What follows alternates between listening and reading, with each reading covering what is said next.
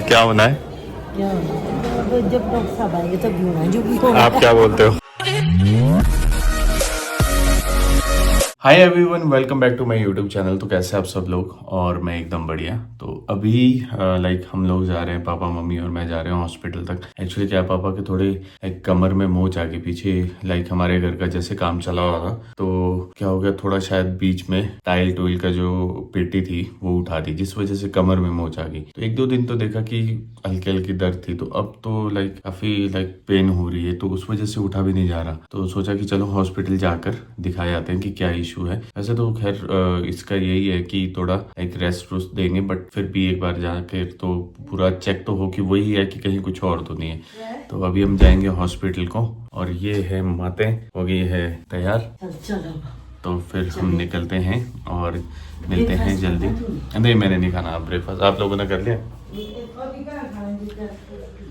तो चलिए फिर एक्चुअली में क्या है कि चलो इस बारे में मैं थोड़ा विस्तार से आप लोगों को समझाऊंगा कि ऐसी अगर ये मोच वगैरह आती है, इसे हम एक पर्टिकुलर एज के बाद अवॉइड कैसे करें कि हमारे जो चांसेस होते हैं वो कम कैसे हो। क्योंकि क्या होता है ना, जैसे जैसे ओल्ड एज में जाते रहते हैं, तो हमारे जो बोन्स होती है वो काफी वीक भी होती है और हम बोन लॉस भी करते हैं। उसी बीच में अगर हम एक झटके में या कोई ऐसा वर्कलोड अपने ऊपर ले लेंगे जिसमें फिजिकल इन्वॉल्वमेंट काफी ज्यादा है, तो उस वजह से क्या होता है ना कि हमारे जो मसल होते हैं ब्रेक डाउन हो जाता है, नसें खींच जाती है, ये होता है। तो अब मैं थोड़ा आपको बताऊंगा इस चीज से हम टैकल कैसे करें। तो पहले तो चलिए फटाफट हम लोग अभी निकलते हैं और देखते हैं कि क्या इशू है। कैसे ठीक हो जाए। नहीं, ठीक हो गया। नहीं, एडमिट उडमिट कुछ नहीं करते। ठीक है, नहीं नहीं, तो रेस्ट है तो कुछ भी नहीं। हाँ मेरी भी है। हाँ ठीक है। ओहो, मेरा दुपट्टा दुपट्टा रह गया। मेरा दुपट्टा मलमल का। बस हम निकल रहे हैं। मैं बस अपनी ब्लैक कॉफ़ी पी रहा हूँ, फिर उसके बाद हम डायरेक्ट ही निकलेंगे। जा रहे हैं रिपन हॉस्पिटल। फिर क्या रिपोर्ट है? माड़ी रिपोर्ट है। कुछ माड़ी नहीं है, उड़ो पर नथिंग इज माड़ी। चले फिर दुनिया को ले जाते हो अब आज हॉस्पिटल। आज क्या करें, तो वक्त की बात है। कुछ नहीं हुआ, ठीक है। मम्मी इधर दो तो सपोर्ट। मैं गाड़ी आता हूँ मोड़ के, तब तक मैं गाड़ी आता हूँ मोड़ के ना, पापा को सपोर्ट दो।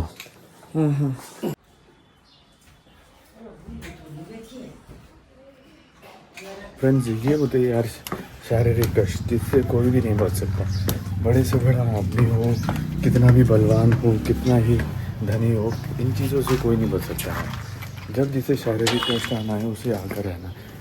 फ़र्क नहीं पड़ता कि आपके पास कितना पैसा है, आप कितने बलवान हैं, फिजिकली कितने स्ट्रांग है, फाइनेंशियली कितने स्ट्रांग है, बट जब जो शारीरिक कष्ट अगर किसी को आना है ना, वो आकर ही रहना है। तो अभी हम निकलते हैं, गाड़ी में मुड़ता हूँ।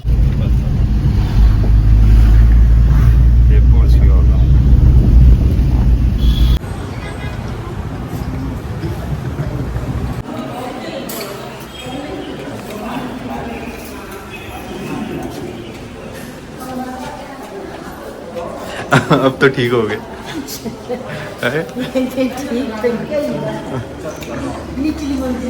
अब हम पहुंच चुके हैं हॉस्पिटल, और यहाँ मम्मी ने कर दी है कि प्रिडिक्शन की क्या होना है, क्या होना है। जब डॉक्टर साहब आएंगे तब भी होना है, जो भी होना। आप क्या बोलते हो? कैसे? आप क्या बोलते हो? मैं ये बोल रही हूँ ना, एडमिट नहीं होनी चाहिए, रेस्ट के लिए बोले, घर में रेस्ट करें। अच्छा, है ना, क्या बोल सकते हैं। तो अब करनी पड़ती है, तेरी ड्यूटी लग रही है बार जाता रहे, सामान लाना तो पड़ता है, छोटा मोटा तो रुकना पड़ता है जब हॉस्पिटल आते हैं पेशेंट के साथ, समझे?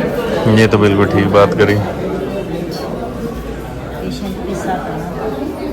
अच्छा तो यहाँ पे अब एक्सरे होगा और देखा जाएगा कहीं कुछ बोन वगैरह का तो कोई इशू नहीं है, तो एक्सरे रिपोर्ट लेंगे। आराम से आराम से आराम से आराम से।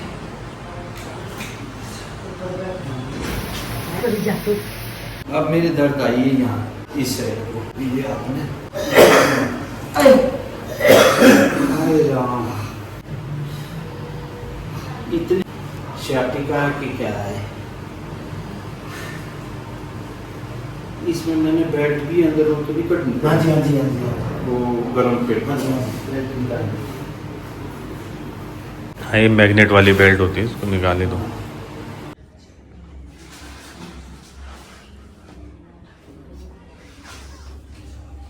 दर्द हो रही है अभी?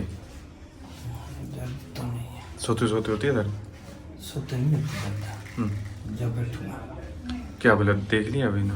अभी देखा, अब आगे एक्सरे दोनों एक्सरे की रिपोर्ट नहीं आई, फोटो ले ली है। उससे हो जाएगा?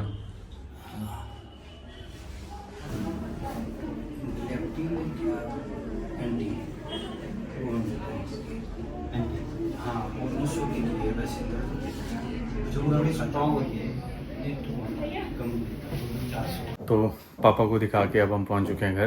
तो आइए अब अपडेट लेते हैं पापा की ही जुबानी कि डॉक्टर ने क्या कहा। हाँ जी, क्या अपडेट है आपके? क्या कहा डॉक्टर ने? क्या भाई, गैप है हाँ। स्पाइन में। हम्म, इसकी वजह जो टांगों की मोटी नसें होती है हम्म, दोनों तरफ जाती है, हम्म, वो जो है इंटरेक्ट कर रही है दोनों के बीच में। हम्म। तो इस करके जो है आपको रेस्ट करना पड़ेगा, तभी होगा। एक्सरसाइज वगैरह बाद में तभी देंगे। तो ये सारी लिखी है, दर्द खत्म हो। पहले दर्द खत्म हो उसके बाद जो है एक्सरसाइज होगा एक्सरसाइज और फिजियोथेरेपी से? फिजियोथेरेपी से। हाँ, पहले दर्द कम हो ना, फिर स्ट्रेंथनिंग आएगी फिजियोथेरेपी वगैरह से। हाँ, तो ये है पापा का अपडेट। और पूरी अभी तैयारी ये और मम्मी ने तो इधर पूरी तैयारियां लेके, रजाई कंबल पता नहीं, थालियां थुलियां तो नहीं लेके थे, तालियां भी रखी हैं। तो मम्मी पूरी की पूरी अपडेट में थी कि कहीं एडमिट ना करना पड़े, बट ऐसा कुछ हुआ नहीं, तो थैंक गॉड। तो अब थोड़ा लाइक हेल्थ का ध्यान रखा जाएगा, क्योंकि घर में रहोगे तो रेस्ट सबसे बढ़िया होता है। हॉस्पिटल में रेस्ट बिल्कुल भी नहीं होता। अनटिल अनलेस मैं तो सजेस्ट करता हूँ कि हॉस्पिटल में एडमिट होना एक तरह का ना, मतलब और बीमारियों को भी निमंत्रण देना। इनफैक्ट डॉक्टर भी इस चीज़ के लिए प्रेफर नहीं करते कि कोई पेशेंट उनके पास एडमिट हो, उनको पता है कि इन्फेक्शन कितना होता है हॉस्पिटल में। अगर बंदा सर दर्द की वजह से बीमार हो के हॉस्पिटल में एडमिट होगी तो सर दर्द के साथ साथ उसे पेट दर्द भी लग सकती है और भी कई तरह की बीमारियां लग सकती है। तो ऐसा है। एक्चुअली होता क्या है ना, जैसे जैसे हम ओल्ड एज में जाते हैं, हमारी जो बोन्स होती है, हमारी मसल्स होती है, वो धीरे धीरे लॉस होने लग जाती है और वो लूज़ पड़ने लग जाती है। तो जिस वजह से क्या होता है कि हमें इस तरह के क्रैम्प्स हो गए, आपका लाइक न कभी नसें खिंचाव हो जाती है और हमारे घुटनों में, पीठ में इस तरह की दर्दें होती हैं।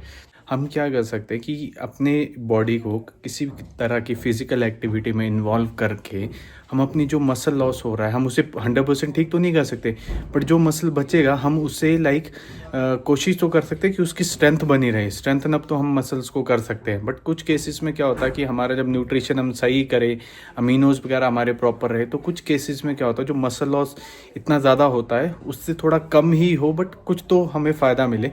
तो हमें अपनी जो लाइक खुद को, बॉडी को फिज़िकल एक्टिविटीज़ में, एक्सरसाइज वगैरह में, जिम वगैरह में इन्वॉल्व करना चाहिए, स्ट्रेंथ ट्रेनिंग में इन्वॉल्व करना चाहिए खुद को, ताकि जो हमारी मसल है वो स्ट्रॉन्ग हो सके।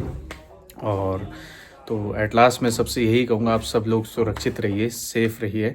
Please do like, share and subscribe my YouTube channel. Till then bye bye, take care and God bless you.